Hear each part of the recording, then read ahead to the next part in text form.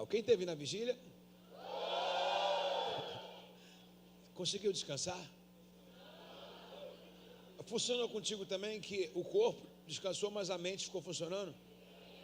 Então pensei que era defeito de fabricação minha. Não é. Tá todo mundo assim, né? Mas é gostoso, né? Coisa gostosa. Quem veio na vigília? Deixa eu ver, fica de pé. Não, de pé, só para saber. Vou caguetar quem não vê. Olha que legal. Poder sentar, por favor. Irmãos, foi magnífico. Foi esplêndido, maravilhoso. Mais do que pensamos, né?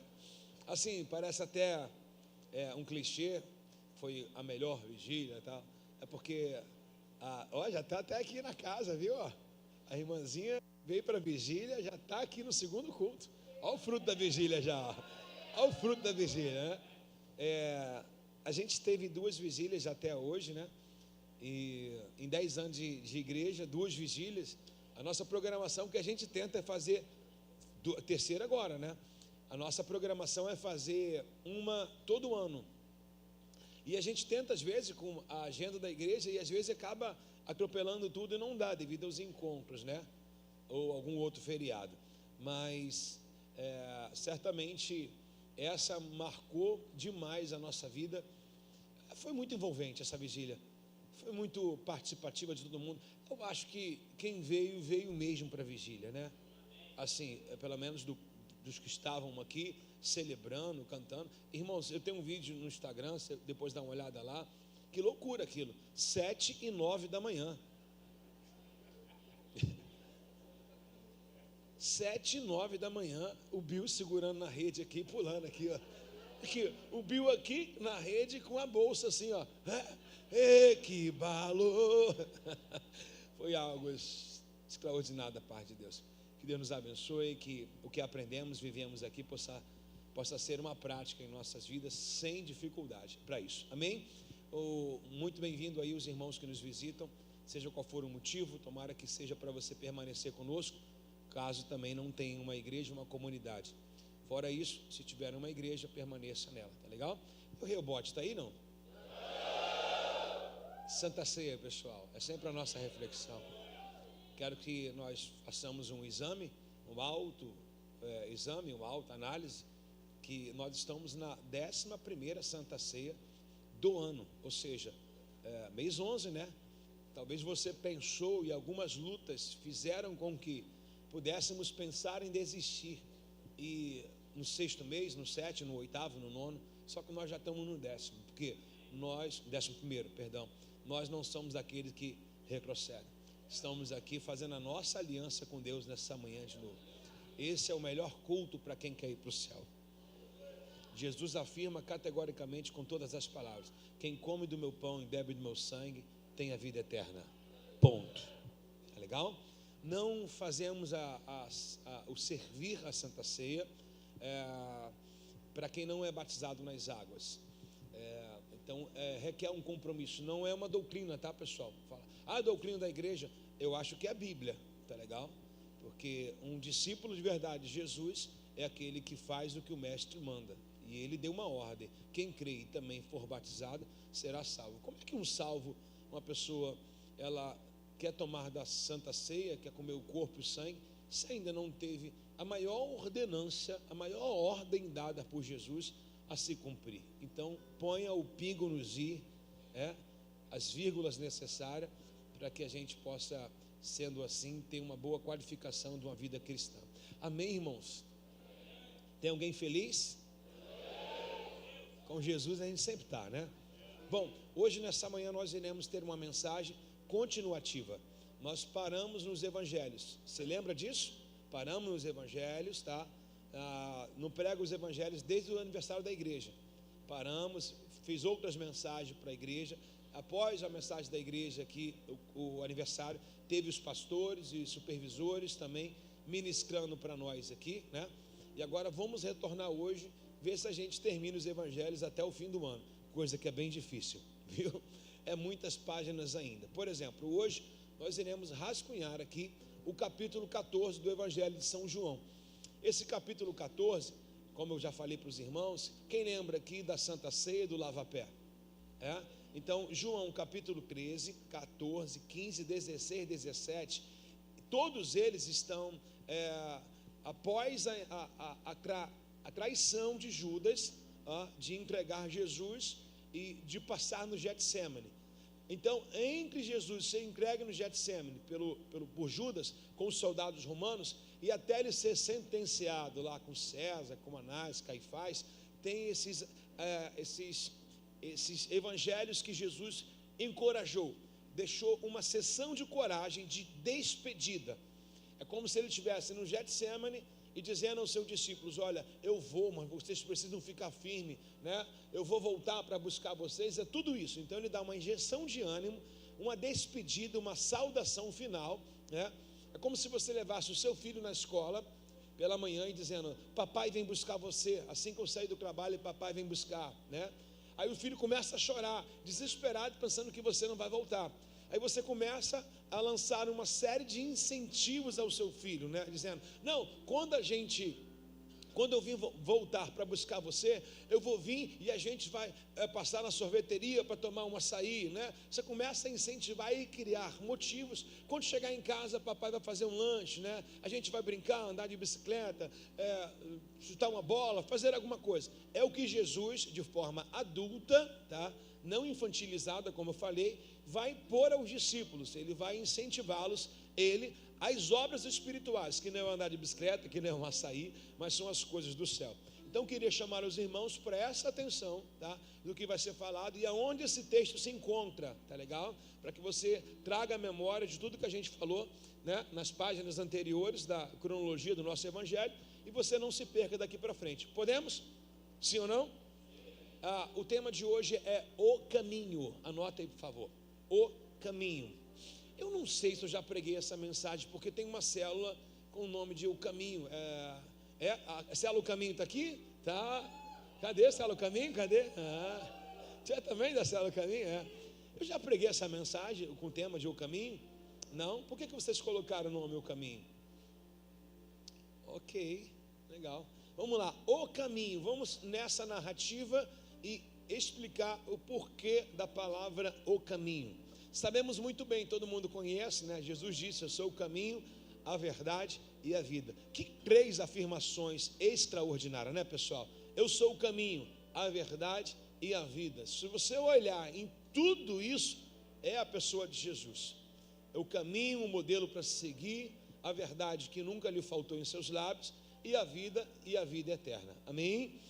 Vamos lá, por favor, abram as vossas Bíblias, Evangelho de São João, capítulo 14, verso 1. De manhã eu estou batista, viu? Diz assim a palavra do Senhor para nós: não deixe que seu coração fique aflito. Gente, olha como começa. Uau, que conselho. Imagine alguém que vai se despedir de você, né? Não deixe que o seu coração fique aflito.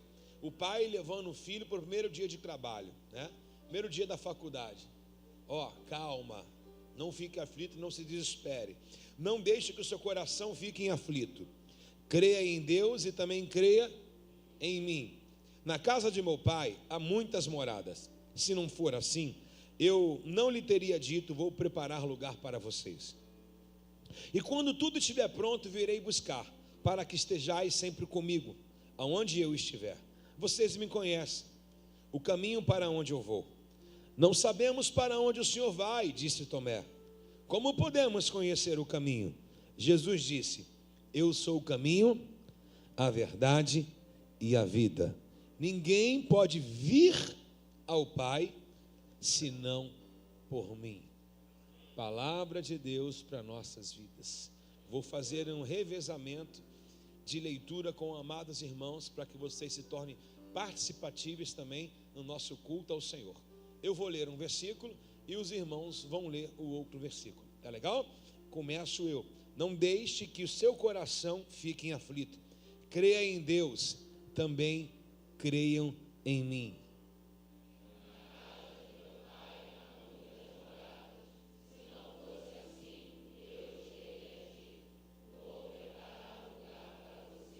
E quando tudo estiver pronto, virei buscá-los, para que estejais sempre comigo onde eu estiver.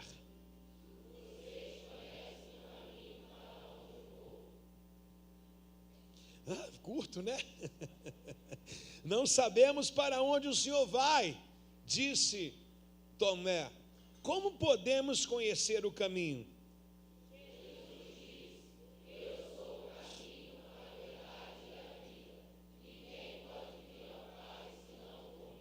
Bom, acredito que dentre essa fala de Jesus, essa reafirmação e afirmação também da existência do Pai, foi em toda a sua vida longínqua do Evangelho. Desde quando ele formou os seus discípulos, ele sempre se demonstrou favorável, dando toda a credibilidade ao Pai. Por exemplo, em Mateus capítulo 6, ele faz uma oração. Os discípulos não sabem orar. Como que ele começa a oração? Pai, né? Ele coloca sempre o Pai em evidência. Ele diz: Pai nosso que estás no céu. Ele ensinou dentro de uma fábula farisaica, né? Dentro do farisaísmo, uma cultura de orar para impressionar as pessoas, uma cultura de orar para impressionar pela eloquência da oração, ou sei lá qual a motivação. Ele ensina a todos eles a expressarem uma oração singela e simples, dizendo: Deus é Pai de todos. Claro, ele está orando com os discípulos, né? Então todos aqueles discípulos já cumpriram os mandamentos, né? Já estão caminhando diante da obediência, já se batizaram. Ele diz assim, ó: Ele não é só meu Pai, Ele é teu Pai também. Por favor, perca 100 gramas olhando para quem está do seu lado. Você sabe que olhar para o lado emagrece, né? Sabia não? Olhe para a pessoa que está do seu lado e fala com ela assim: Ele é o nosso Pai. Eu não entendi agora, quando eu falei que tem gente que olha para o lado e emagrece 100 gramas, eu vi gente assim, ó.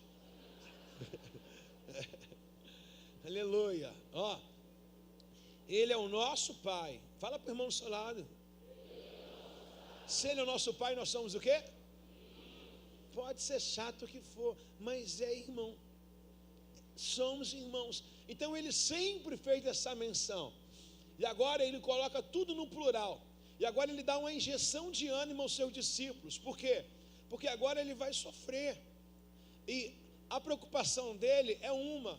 Você sabe que a crucificação de Jesus, se nós passarmos aqui aquele vídeo que Jesus está no seu sofrimento aqui, nós iremos começar a chorar. Sim ou não?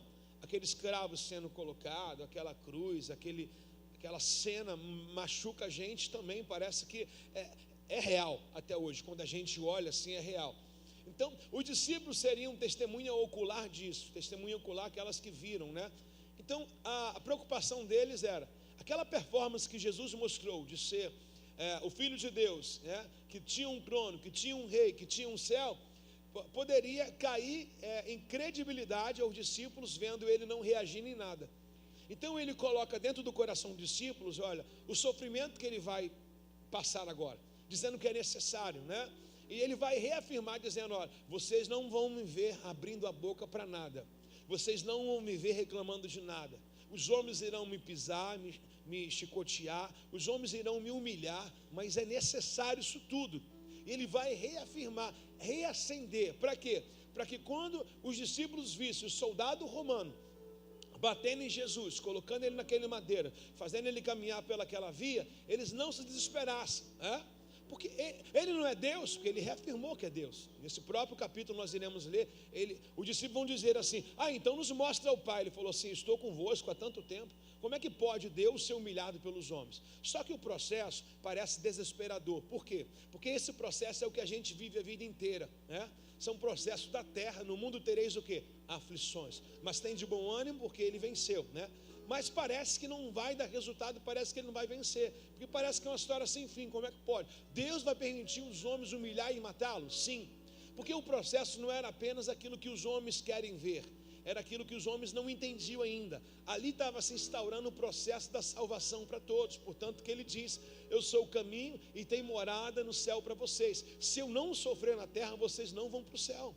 Se eu não sofrer, vocês não vão morar nas mansões celestiais. Você sabia que tem uma casa celestial para você lá em cima? Não, você não entendeu. Eu não quero nem saber se você mora de aluguel. Eu quero saber que você é proprietário de uma casa no céu.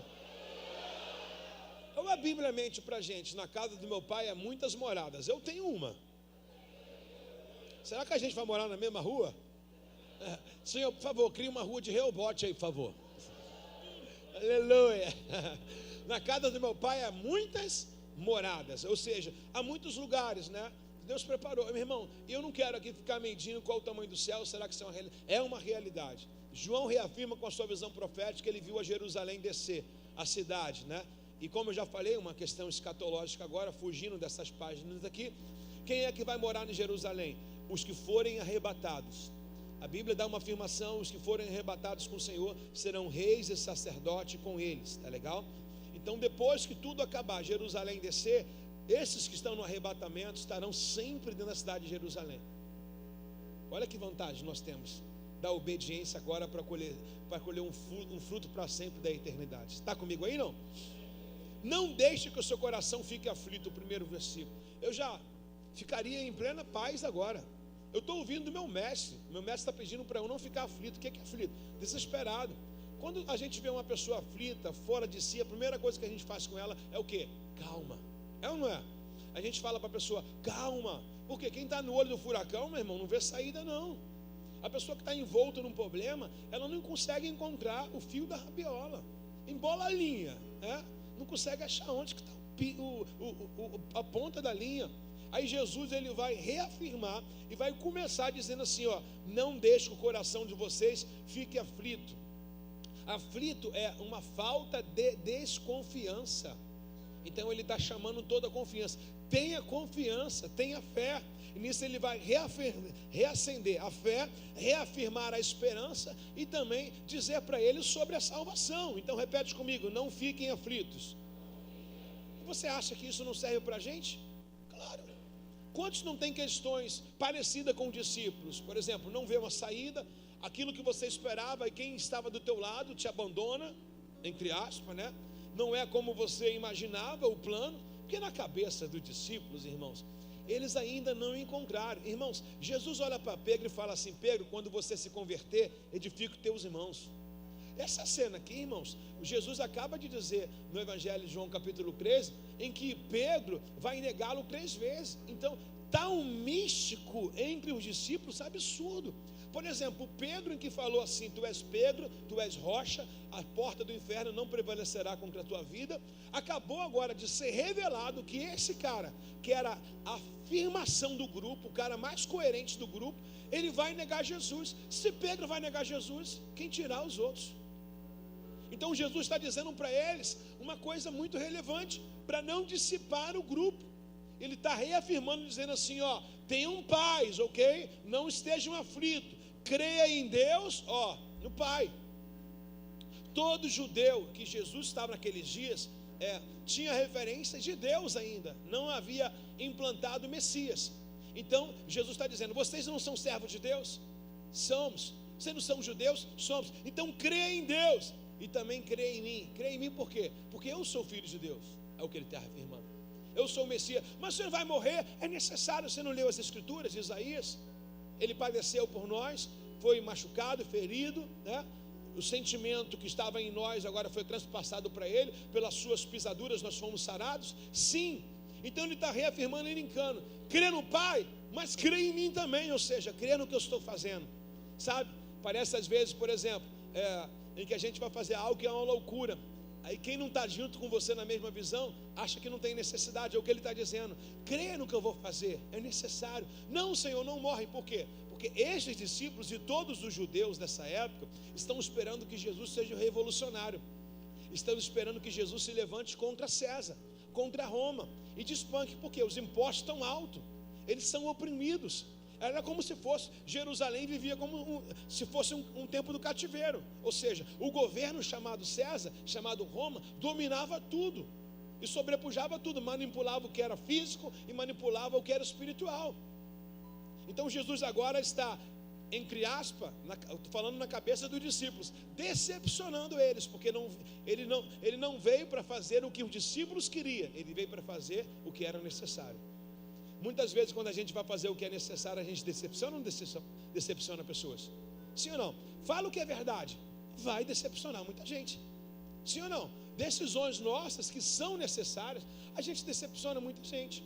Mas a Bíblia diz que mais vale agradar a Deus do que aos homens. E no verso 2 ele diz: na casa do meu pai, cadê os meus vizinhos? Gente, quanta gente não vai para o céu? Na casa do meu pai, cadê meus vizinhos, meus irmãos? Na casa do meu pai há muitas moradas. Irmão, eu não sei qual vai ser a cor da sua casa, mas eu sei que lá não existe coral nem souvenir.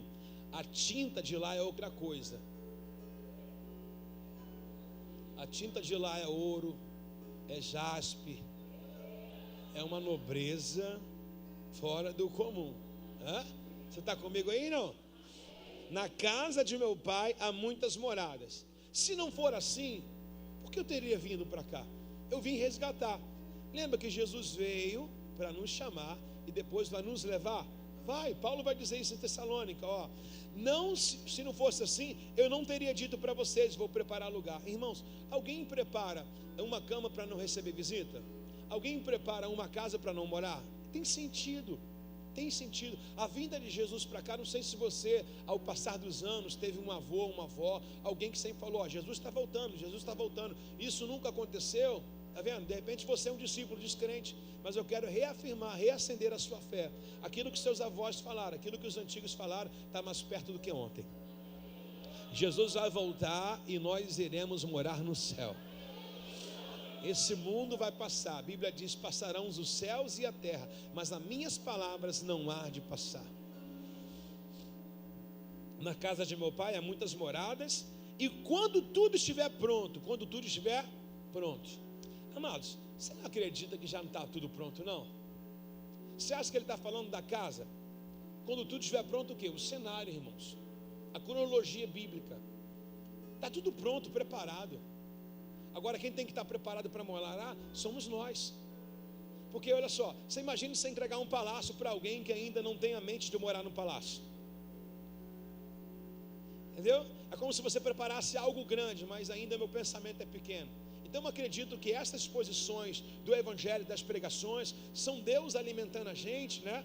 Para que a gente tenha compatibilidade, porque a Bíblia diz, quando vier o que é incorruptível, revestirá a corruptibilidade, que somos nós. Ou seja, quando vier o que é perfeito, vai revestir o que é imperfeito, que somos nós. Seremos cidadãos dos céus totalmente compatíveis. Enquanto isso, o que ele quer? Um nível de santificação, porque não dá para você chegar na casa e colocar a mão suja na parede. Está entendendo? Então o processo do céu não é lá, quando eu chegar no céu eu resolvo a minha santificação. Não, você santifica aqui para ir para lá. Está entendendo? O processo do céu, na verdade, o céu já começou. Porque o que a gente vem fazendo no culto, gente, a mensagem está ruim. Eu já encontrei 5 pessoas dormindo. Jesus é a vigília. Aqui, presta atenção. O processo do céu já começou. O que nós estamos fazendo aqui? Um pré-vestibular. Quem faz um pré-vestibular, um Enem, porque quer entrar no quê? Na faculdade. Quem faz uma matrícula na autoescola, porque quer tirar o quê? A habilitação. Então, aonde eu me matriculo, o que eu frequento, o que eu faço, o pré significa o que eu quero depois dele, né? Então, quem quer ir para o céu está nesse culto. Gente, que motivação. Quem quer ir para o céu está nesse culto. E já mandou o sono embora.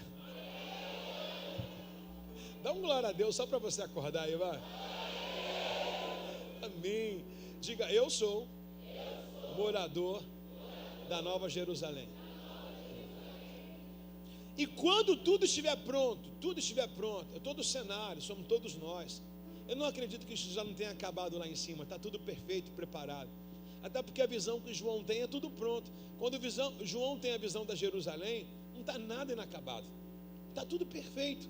Então Deus está preparando a gente. Olha para o irmão do seu lado e fala, desculpa, eu estou igual às obras da prefeitura. Quando a prefeitura, vai dizendo para ele, quando a prefeitura faz uma obra na rua, ela diz assim, o transtorno causado pela obra vai passar, mas a melhoria vai ficar. Então o que é esse irmão do seu lado? Esse irmão é uma rua em obra. Rua em obra irrita ou não irrita o morador? Irrita ou não irrita? Essa obra não acaba? Né? Causa buraco, causa engarrafamento. É a vida do seu irmão. Mas calma, não buzina atrás dele não. Entendeu? Deus está trabalhando nas pistas dele. De repente Deus precisa colocar um asfalto novo na vida dele, né? Deus está construindo ele, está mudando os encanamentos, está fazendo pavimentação, está entendendo? Nós estamos em constante mudança, sim ou não? Então para de buzinar na vida do seu irmão, deixa, o transtorno vai passar. Mas quando a rua estiver inaugurada, irmãos, imagine esse irmão do seu lado, prontinho, do jeito que Deus quer. Que maravilha, aleluia. E ele diz: quando tudo estiver pronto, virei buscar. Irmãos, virei buscar, para que estejais sempre comigo onde eu estiver. Que afirmação linda, incrível. Jesus disse que vai se abster por um momento, por um pouco espaço de tempo, e depois viria buscar os discípulos. E ele vai reafirmar isso, e Paulo não vai deixar nada menos, nada mais escrito também, em Tessalonicenses capítulo 4, por favor, Tessalonicenses, Fabrício, capítulo 4, verso 16, vê se não combina, se não é mensagem profética, amarrada, linkada do Evangelho, pois o Senhor mesmo descerá do céu. Ele não falou que vai buscar? Ele foi para onde? Tem alguém comigo? Não. Ele não disse que viria buscar? Ele está onde agora? E ele vai vir por onde? No céu, né? Ninguém vai vir de um caminho que não foi, irmãos, né? Pois o Senhor mesmo descerá do céu com um brado de comando de voz de arcanjo, com um toque da trombeta. Primeiro os mortos em Cristo irão ressuscitar. Depois com ele, os que tivermos vivos, nós seremos arrebatados nas nuvens ao encontro do Senhor nos ares. Então estaremos sempre com o Senhor para sempre. Agora olha o que Paulo diz aí no verso 18. Aí você faz isso que ele está mandando.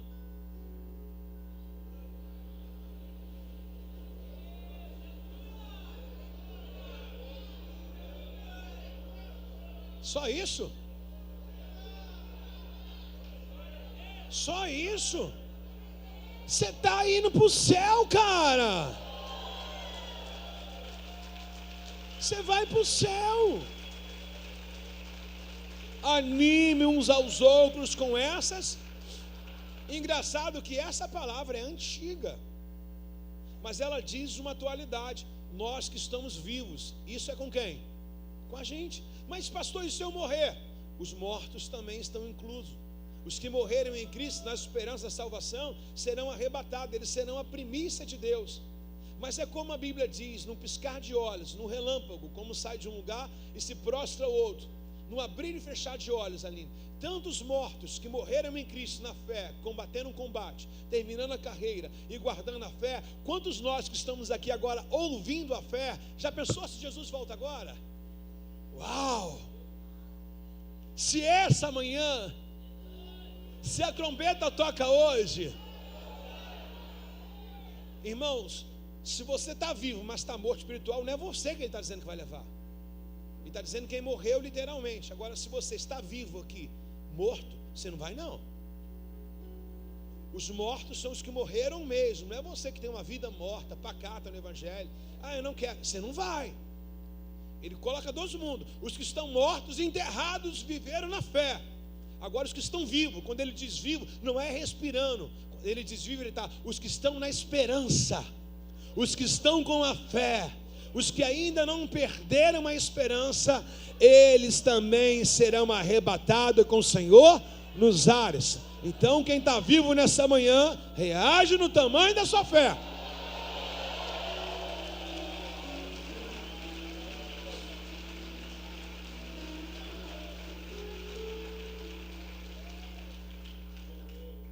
Portanto, anime uns aos outros com essa palavra. Irmão, se eu vou animar alguém, logicamente quem tem animado sou eu.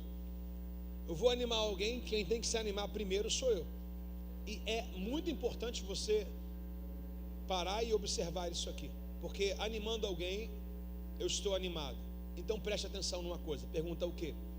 Cuide de alguém. Cuide de alguém, discipule alguém. Porque se você discipular alguém, você nunca vai desanimar. Já viu uma mãe quando ela quer morrer, mas ela tem um filho, ela fala, não vou morrer por causa do meu filho. Foi o que Agar fez, né? Quando você cuida de uma vida, você cria motivos para viver. Você já reparou uma coisa? bem singela, a expertise de Deus. Algumas casas que há luto, sempre Deus coloca um neném nessa casa. Por que Deus coloca uma criança? Para ninguém morrer com aquilo que não tem mais esperança. A criança motiva a casa toda. A criança traz um ar na casa toda, traz uma vida na casa toda. Quem sabe você não está precisando de um neném?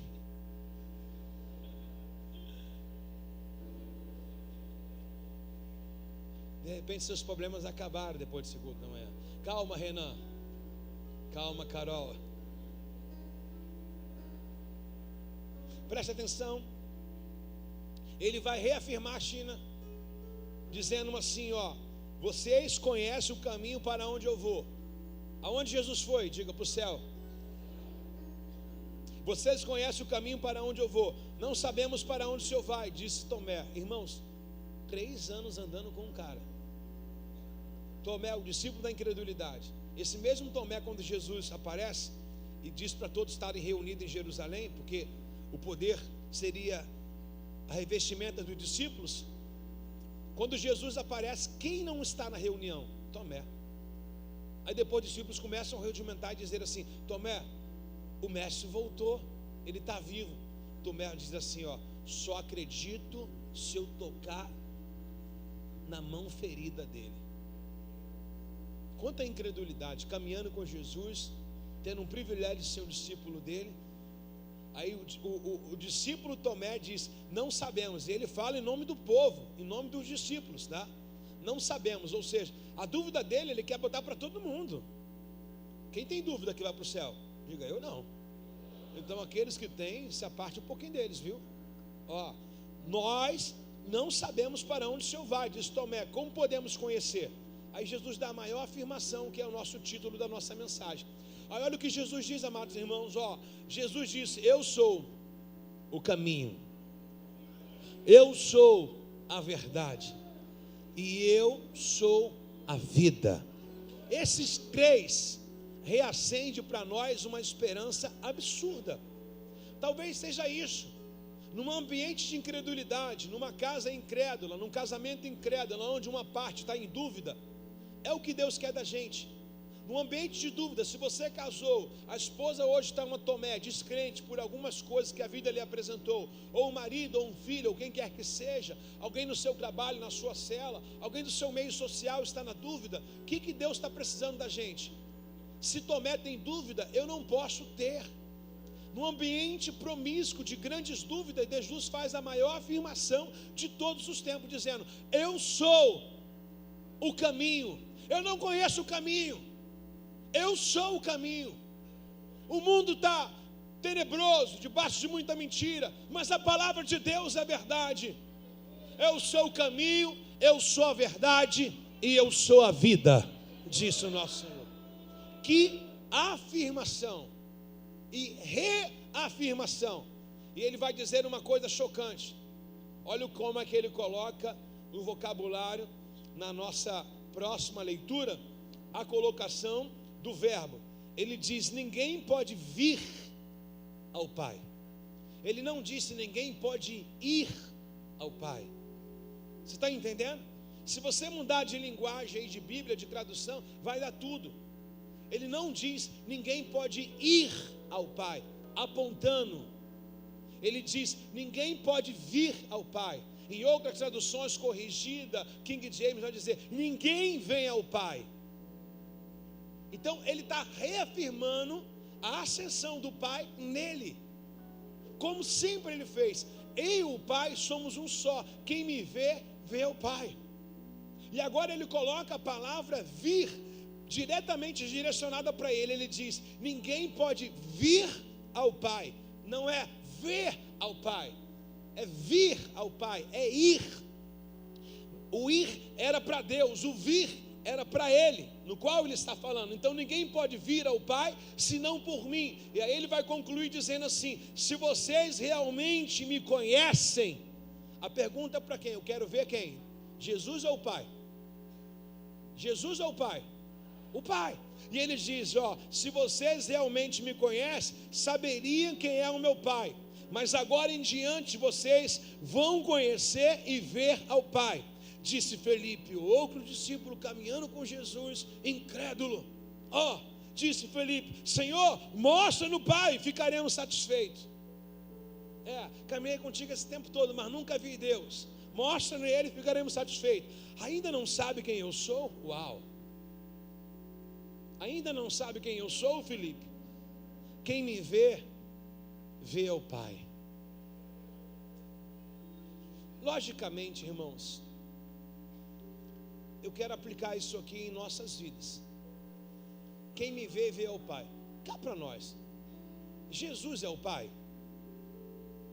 Responde. Não. Jesus é o Pai? Sim ou não? A gente tem três que se formam em um por quê? Quando você é um com a pessoa, quando tem lealdade, quando tem a mesma forma de pensar, quando está na mesma obediência. Então Jesus não está materializando, dizendo, eu sou o Pai, olha para mim. Ele está dizendo, obedeci o Pai a vida inteira. Ele está em mim pela obediência que eu prazo. Você está entendendo o que é ser um com a pessoa? É obediência, irmãos. É obediência. Eu e o Pai somos um só. Tudo que ele vai refletir em tudo, ele sempre traz a ênfase do Pai. Porque o meu Pai, porque o meu Pai, porque o meu Pai. Não é da vontade do meu Pai, não é da vontade do meu Pai. A maior dificuldade de Jesus iniciar o seu ministério, foi batizado em Mateus capítulo 3. Mateus capítulo 4, ele é levado pelo Espírito Santo, que diz que é um também com ele, no deserto. Chegando no deserto, Satanás vai e tenta ele contra o Pai. Ele rejeita a maior entidade satânica, que é o próprio capeta. Ele rejeita o Satanás para agradar ao Pai. Como ele não vai ser um? A Bíblia diz, andarão dois juntos se não estiverem de acordo. Por que ele diz que ele é um com o Pai? Porque ele está de acordo em tudo que o Pai fala. Está entendendo que pode ser aí? Deus está em você? Dependendo do nível da tua obediência, eu posso ver Deus na tua vida. Dependendo como você anda, eu posso ver Deus na tua vida. Você consegue enxergar Deus na vida de alguém? A mulher olhou, a mulher sunamita falou, lá vai um santo homem de Deus. A mulher colocou o sobrenome do profeta de homem de Deus. Eliseu passava em frente à casa dela e ela viu os atributos de Eliseu, a bondade, a fidelidade de Eliseu, o temor de Eliseu e falou, lá vai um santo homem de Deus. Ela colocou um sobrenome, é como você vai dizer assim, o fulano é cristão. Por que a pessoa vai dizer que o fulano é cristão? Porque ela vê Deus na sua vida. Está entendendo? Então se alguém perguntar, eu quero ver Deus, o que você vai responder para essa pessoa? Olha para mim. Tem coragem de falar isso? Não, isso é só quem se encaixa na mensagem. Quem não se encaixa fica sem reação, né? Se a pessoa perguntar, quero ver Deus, o que você vai dizer? Tem certeza, irmão? Se a pessoa falar, então vou fazer o que tu faz. E aí, irmão? Será que ela vai puxar um cigarro? Será que ela vai falar palavrão? Você é cópia, irmão. Você é cópia. Os discípulos em Atos capítulo 3, eles vão dizer assim para um aleijado, não tenho prata, nem ouro, o mundo dá essas coisas, mas o que eu tenho eu dou, em nome de Jesus levanta, olha para mim. Você é o modelo que o mundo precisa da apresentação de Deus? Jesus vai apresentar agora a terceira pessoa da Trindade, Espírito Santo, como representante. Quando Jesus bota em Mateus capítulo 16, ele fala a grande comissão, Marcos 16, ele vai dizer, ide por todo mundo e pregar o evangelho. Ele não está mandando pregar o meu evangelho, é o evangelho dele. E para eu falar de alguém, eu tenho que ser embaixador de alguém, eu tenho que ser representante de alguém. Quando você é representante de uma empresa, você tem que conhecer o produto que você está vendendo, porque você vai disputar com outros produtos. Você está entendendo a questão da religião? Se você não conhecer a quem você fala da tua divindade, existem outras religiões que outros sabem mais do que você sabe da Bíblia. Aí você pega o portfólio seu lá da empresa, se você não pesquisar, não saber negociar, você não vai entrar no mercado. E se você não saber falar da Bíblia, se você não saber falar do Pai, você não vai converter ninguém. Você está comigo aqui, não? E a religião mais burra que existe é o cristianismo. Todas as religiões são devotas. Todas as religiões obrigam a ler todos os manuais, e os cristãos não leem a Bíblia. Aí alguém no trabalho tem uma dúvida, você vai lá e bulina o pastor. Pastor, o amigo do trabalho perguntou aqui, uma coisa eu não sei responder. Por que você não sabe responder?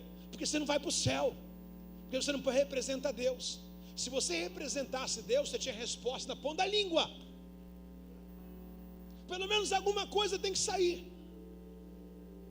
Então, se as pessoas não compram o teu produto, o teu marketing não é bom, sinal que você não está nem aí para essa empresa.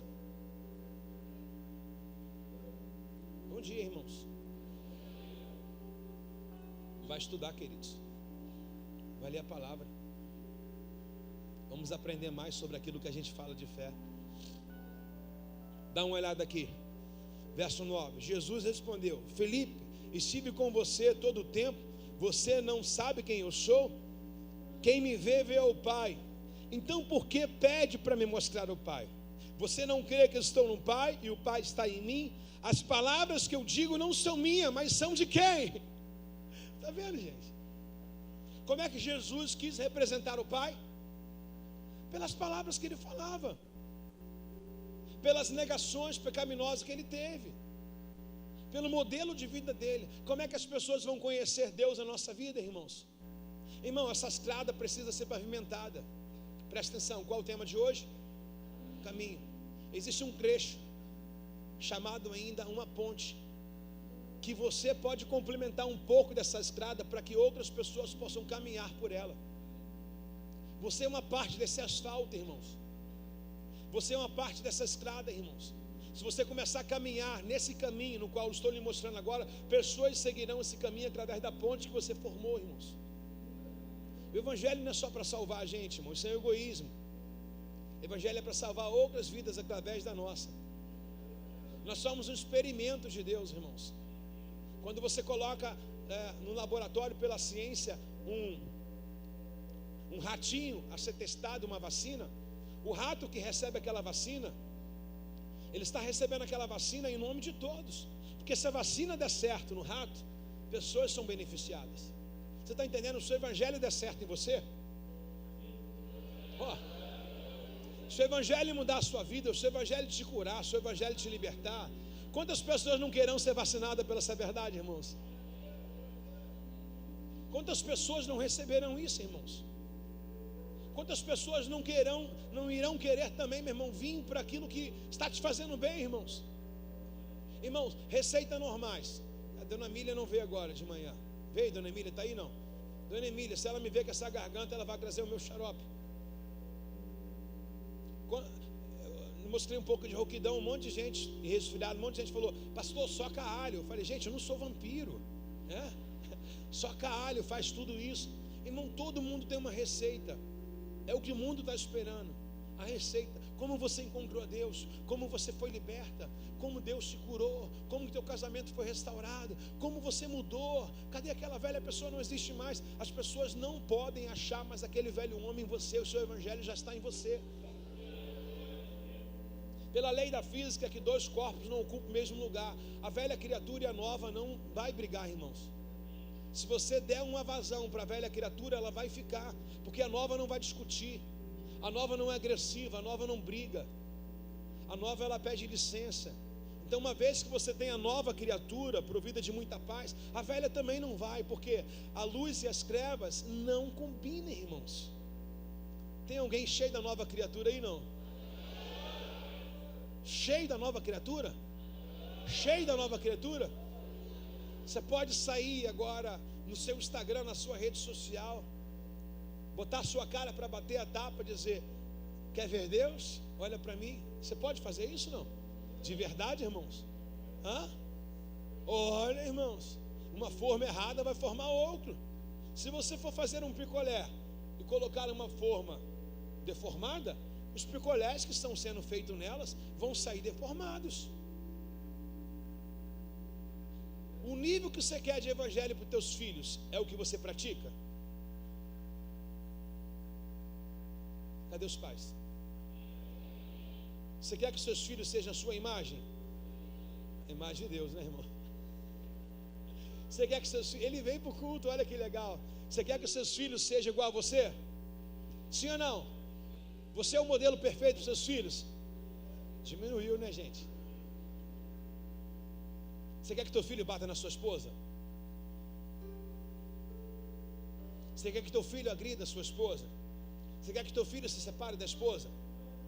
Como Como é que seu filho vai copiar então aquilo que é errado? Você rouba no trabalho? Você mente para o patrão? Não, meu filho, pode copiar porque eu sou a imagem de Deus. Tem certeza disso? Seu filho vai fazer tudo o que você faz. Você está entendendo como o evangelho é muito mais do que simplesmente vir para o domingo, colocar uma roupa bonita e vir para uma santa ceia e enganar a si mesmo? O evangelho é vida, irmão, é caráter, irmãos. Tem alguém comigo nessa manhã? Espero que não tenha machucado ninguém. É só uma verdade. É uma verdade. Nós precisamos dizer, irmãos, aquilo que Jesus vai pedir que todos continuem a fazer. Ele vai reafirmar: eu digo que o Pai está em mim pelas palavras que eu tenho falado. Não somente palavra, mas atitude, tá? Que permanece em mim e realizo as obras por intermédio de mim, ou seja, por meu intermédio. Apenas creia, Filipe, verso 11, apenas creia que estou no Pai e que o Pai está em mim. Ou creia pelo menos por causa das obras que vocês me viram realizar. Diga: completo. Talvez você imaginou aqui, ó, o discurso é muito bonito, mas a prática está diferente. Aí Jesus agora vai fechar com chave de ouro. Como? Ele vai dizer: eu preguei a vida inteira, e tudo que eu preguei eu pratiquei. Eu cobrei vocês, mas tudo que eu cobrei primeiro cortou na minha carne. Jesus foi o modelo. Quer ver uma coisa? Quem não é batizado nas águas? Quem não é batizado nas águas? O irmão, o outro lá, o amado, o outro, a outra. Jojo, você faltou, Jojo? O batismo, não acredito, Jojo. Você é batizada? Ah, ele, o varão. Você não foi, vaso. Sério. Está caminhando, né? Já era para estar correndo. Vamos lá. 3, cadê o outro? 4, também. 5, 6, 7. 7. Você não foi também? Tem batismo agora. 7. Olha só. 8. É importante você sinalizar para eu ter contexto do que eu vou falar. 9 pessoas. 9. Aonde tem mais que não foi batizado? 10, 11, 12, 13, 14, 15, 16, 17, 18, 19, 20. Charles, a piscina está limpa? Está limpa ou não? Então é a casa do Tiago. Cara, não é possível. Quer ver uma coisa? Presta atenção. Jesus foi batizado? Mateus capítulo 3, irmãos. Jesus foi batizado. Se ele não fosse batizado, quer ver uma coisa? Irmão de verde, você, fica de pé, por favor. Jesus não fosse batizado, você seria batizado? Ele não foi. Ele foi batizado, mas se ele não fosse batizado, você se batizaria? Mas ele batizou. E por que você não vai? Você entende? É o que Jesus... Obrigado, irmão. Eu chamei você porque você é o maior aqui de todos. Aí eu falei, vou mostrar logo ele logo, né? Dá para ver que você é grande aí, né? Aqui, por que a gente, irmãos, tem tanta dificuldade?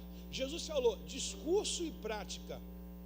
Se você, o marido da Jojo, se você, o de verde, se você, irmãos, 20 aí, né, estão caminhando, por que não completar? Porque eu acho que o que eu falo, por exemplo, você disse para si mesmo nessa manhã, estou indo para a igreja. Se você está indo para a igreja, o céu ouviu. Se você está na igreja, o inferno sabe. Aí você está aqui nessa manhã. O céu e o inferno está vendo o que você está fazendo. Agora tem uma prática. Agora tem um ambiente da salvação. Uma palavra dessa direcionada a um caminhar bem sólida. Aí tem uma mesa. Aí chega a hora da Santa Ceia, você vai ficar olhando todo mundo comer do corpo e do sangue, porque isso aqui é para quem é salvo. Aí você não vai comer da ceia, a não ser que você queira, por conta própria eu lhe dou. Mas não diga que eu lhe dei ceia. Venha e pegue. Agora, se Jesus foi batizado, ele diz, eu sou um modelo. Ô de verde, tu tem filho não? Não? Quer ter filho não? Teus filhos podem fazer o que você vai fazer? Agora não, né? Dá ruim, né? Jô, você tem quantos filhos, Jô? Uma só? Pai, sua filha pode te imitar? Dá ruim, né? Então, você tem noção do que a gente é um espelho do céu? As pessoas, irmãos, estão na maior expectativa pela nossa vida. Hebreus, no capítulo 12, ele vai dizer que nós estamos rodeados de uma grande nuvem de testemunha. Está todo mundo olhando a gente, irmãos. É tão real que, quer ver uma coisa? A gente caminha a vida inteira, vem para a igreja, tal. Se a gente caminhar certinho, ó, ninguém fala da gente, é igual um avião. O avião ele pousa, ele decola, ele vai, ninguém fala dele. Mas o dia que o avião cai, é a mesma coisa o crente, está vendo? Parece que a gente não está sendo perceptível. Mas deixa de ir para a igreja. Alguém vai falar: ué, agora está usando essa roupa? Ué, agora está fazendo isso? O avião caiu. Está todo mundo olhando para a gente, mas eles fingem que não olha. É igual avião, finge que não olha. Está lá o homem da torre lá falando: pode pousar, pode decolar, tá? Ninguém observa. Os passageiros andam no avião, as pessoas passam nesse avião, entram nesse avião, saem desse avião, ninguém percebe. Parece que não tem sentido, mas o dia que o avião cai, ele faz falta. Você está entendendo a responsabilidade de você não cair nesse voo? A responsabilidade de você leva muitos passageiros com a sua vida. Muitos passageiros. Você é uma nave de grandes tripulantes. Você transporta muitas pessoas. Você está comigo aqui, não? Então hoje, de repente, Santa Ceia, a gente não tem o que fazer. Como é que você faz? 20 pessoas não batizadas. O que a gente vai fazer? Vai tomar Santa Ceia, ficar olhando para a cara dos irmãos, dizer: e aí, filhão? Vai para o inferno. Porque literalmente, irmão, vai mesmo. Vai mesmo. Ou a gente vai querer fazer aqui, irmão, uma sessão de missa aqui, ler um folhetinho e dizer que está tudo bem. Ou você quer ler a Bíblia e falar a verdade, que a gente não presta, ou vai ficar sendo enganado a vida inteira, lendo mesmo um folhetinho, nada muda a tua vida. A Bíblia, vê se o folhetinho da missa tem, não se embriagueis, vê lá. Vê se o folhetinho tem, aquele que roubava não rouba mais. Tem? Não tem não, mas aqui a gente toma na cara, irmão. Aqui essa é a verdade. Aqui a gente sabe quem a gente é de verdade.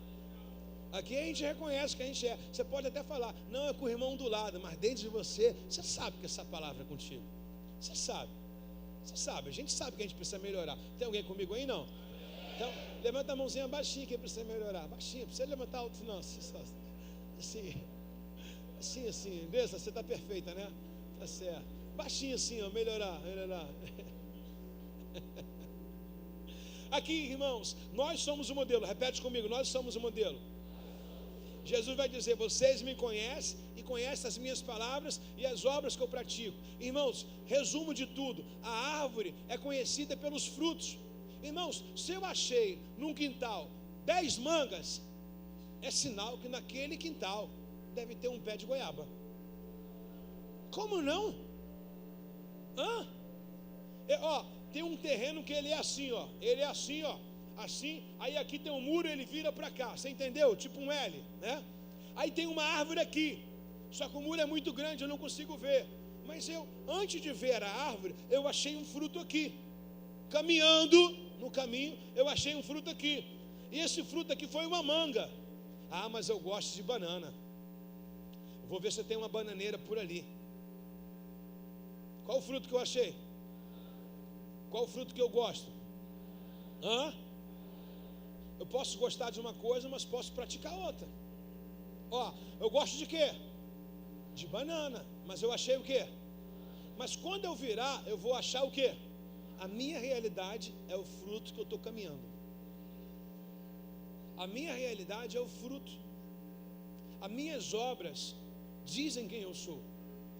O que eu falo, o que eu pratico, diz quem eu sou. Eu posso criar uma história sobre mim, aí fica uma questão sua. Eu posso criar uma imagem, eu posso criar um fantástico mundo de Bob sobre a minha vida. Mas na verdade, a minha história, eu sou aquela árvore, eu sou aquela manga.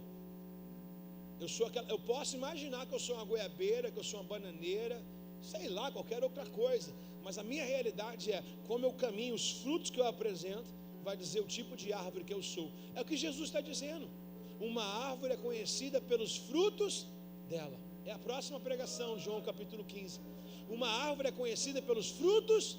Repete comigo: uma árvore é conhecida pelos frutos dela. Já estou acabando, vai lá. Uma árvore, lê por favor, é conhecida. Dá um amém aí, um aplauso ao Senhor. Faça qualquer coisa. Deixa eu beber uma água.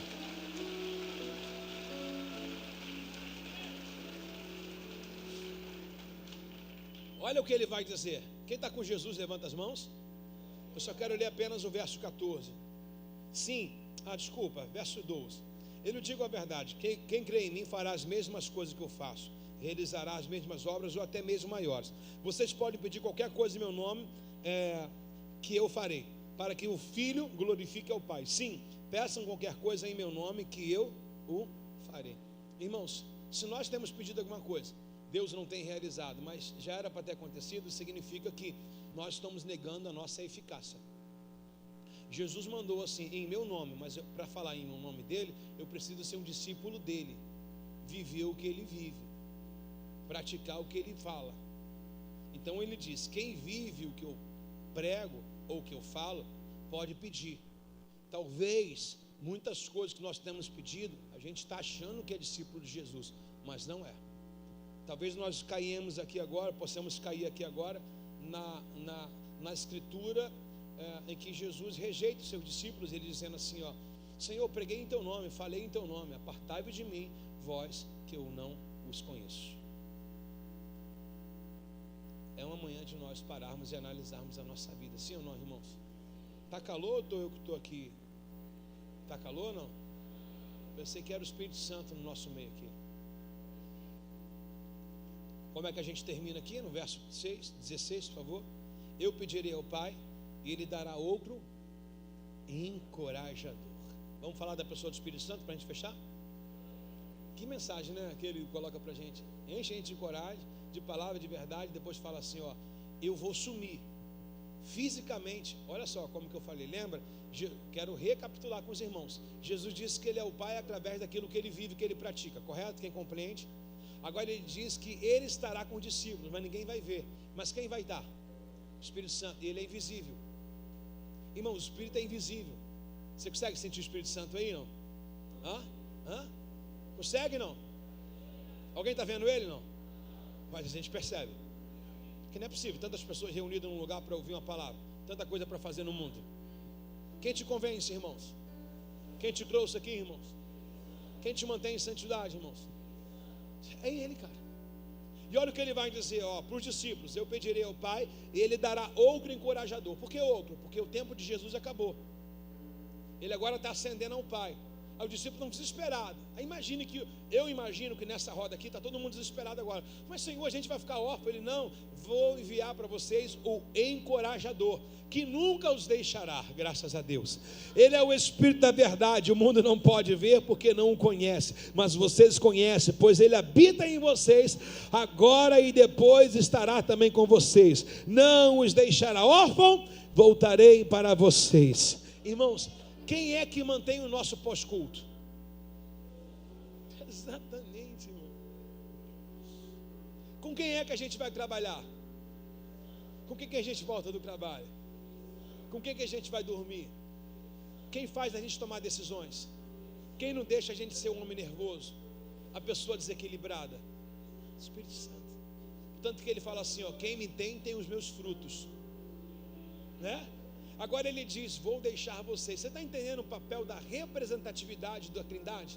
Ó, quem me vê, vê o Pai, pelo que eu falo, que eu pratico. Agora ele vai dizer aqui, o Espírito Santo vai representá-lo. Ele vai dizer agora, o Espírito Santo é meu representante. Você está entendendo que de uma forma ou de outra, quem sente o Espírito Santo? Quem sente o Espírito Santo? Está sentindo Jesus.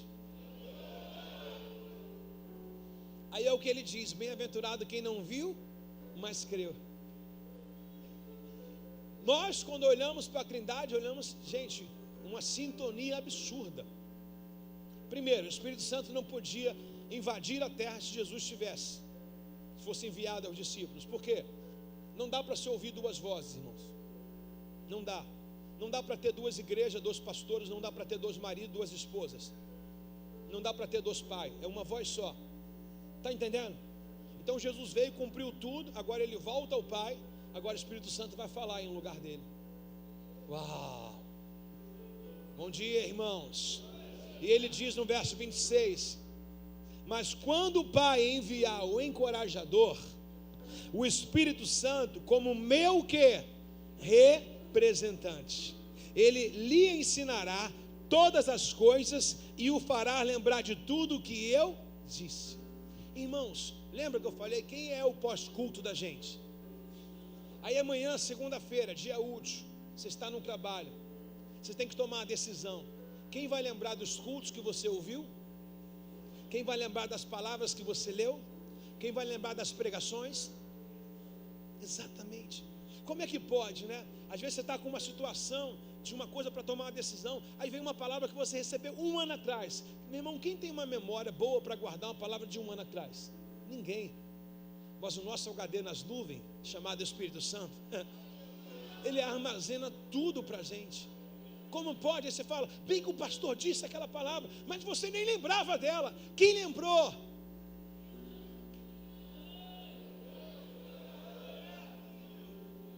Você vai ver que algumas situações da sua vida, você vai lembrar de todas as palavras da vigília.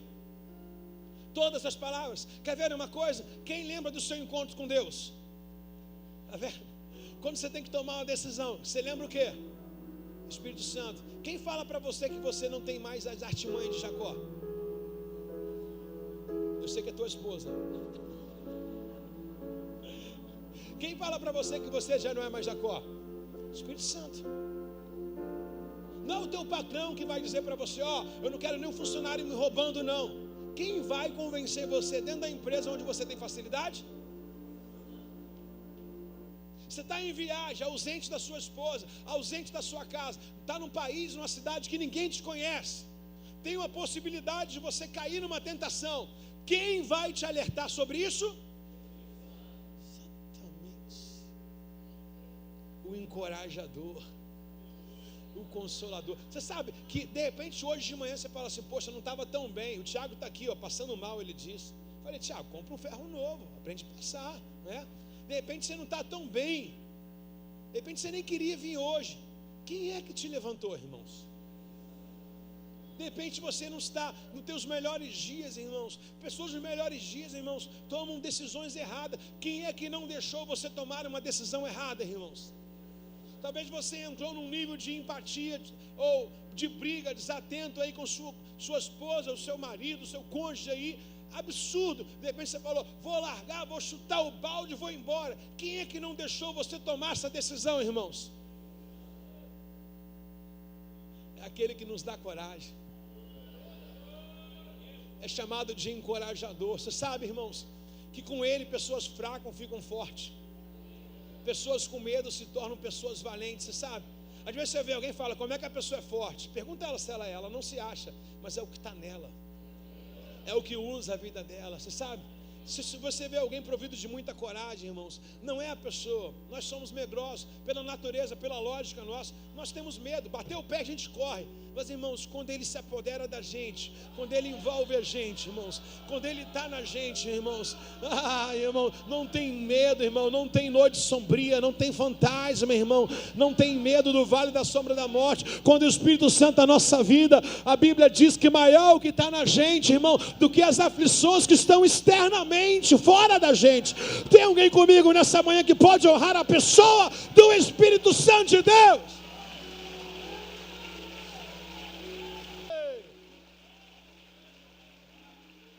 Aí você pensa que ter o Espírito Santo é só falar em línguas. Não, é sensível, você chora, você obedece, entendeu? Não quero confundir dons com sensibilidade, irmãos. Dons, na verdade, não é para mim, dons eu mostro para o outro. Todo dom aplicado, dom de cura, eu vou curar outra pessoa, ela vai ver. Mas agora quando você não está nem aí para os dons, você não serve pela eloquência, por nada, quando você só é amigo dele, já é o bastante. Aí você está aborrecido, aí você entra num quarto, aí ele começa a falar contigo.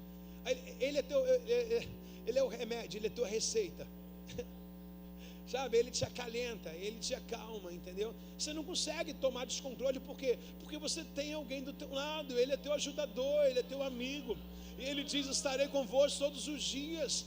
Então, quando eu tenho a sensibilidade que o Espírito Santo está comigo, automaticamente, tramitando isso, quando eu obedeço o Espírito Santo, quando eu ouço a voz dele, ele é o Espírito, mas é Jesus que está falando com ele, porque a Bíblia diz que o Espírito Santo, ele geme por nós, a gente não sabe orar. A Bíblia diz que por mais que seja a nossa performance, a nossa gramática, a nossa fala bonita, a gente ainda não sabe agradar a Deus, mas a Bíblia diz que tem alguém que sendo a gente fraco, Ele mostra para Deus que a gente é forte. E a Bíblia diz que Ele geme por nós com gemidos inexprimíveis. Sabe, irmãos, talvez você olhe para o céu e diga assim: Deus, eu estou tão fraco, mas o Espírito Santo não está deixando isso chegar para Deus. O Espírito Santo, Ele anula a sua fraqueza, Ele te enrijece de coragem, de força, de estabilidade. Ele apresenta para Deus o perfeito louvor. Não é cabível, pode ser a Keila, pode ser o Beto, pode ser o A, o B e C, que esteja aqui à frente do altar. Se não é o Espírito Santo pegar essas canções e apresentar para Deus, somos apenas meros humanos. Se não é Deus falar através da nossa voz, somos apenas homens. Nós somos a matéria que Deus usa, e dentro da gente vem um combustível, sabe? Aquela gasolina aditivada, é o Espírito Santo, que você consegue acelerar, que o carro não trepida, sabe? Que tem uma economia na estrada, que dá vontade de pisar. Quem está sentindo o Espírito Santo nessa manhã aqui, irmão? É Ele, irmãos. É Ele, irmãos. É Ele que a gente sente, é Ele que convence. Talvez você largou a bebida e tenta botar a mão na bebida, aí logo vem na tua mente, você fala assim: é o diabo. Não é o diabo, irmão. O diabo já perdeu o poder sobre a sua vida há muito tempo. Na verdade, é o Espírito Santo que está trabalhando na reforma dessa rua. Ele está tentando tirar os buracos que tem na sua vida, está tentando tapar, mapear essa estrada. Para quê? Para que você consiga caminhar sobre o caminho, e que o seu caminho e outras pessoas possam caminhar por eles também. Tem alguém aí, meu irmão? Bem-vindo à reforma protestante.